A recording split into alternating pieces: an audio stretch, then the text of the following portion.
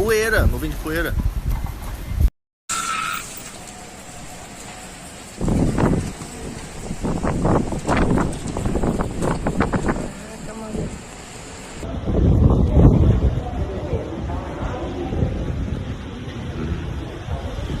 Mano.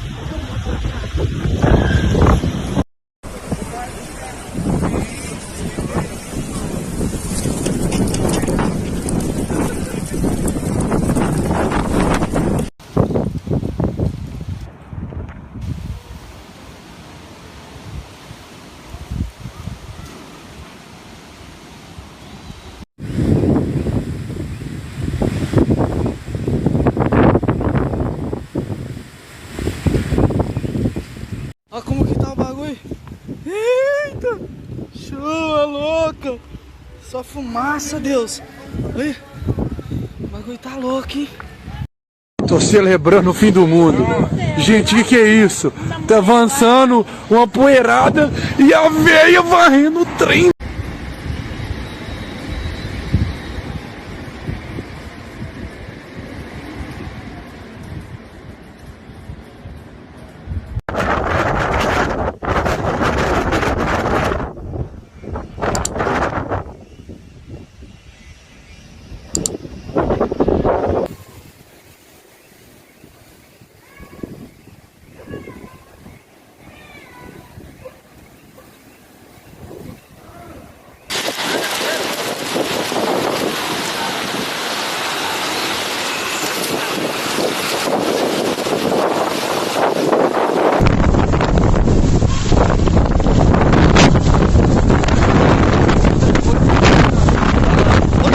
Cara, eu vim de lá.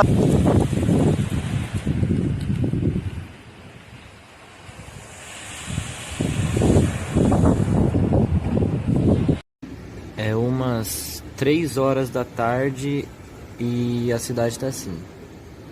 Literalmente 3 horas da tarde. A cidade.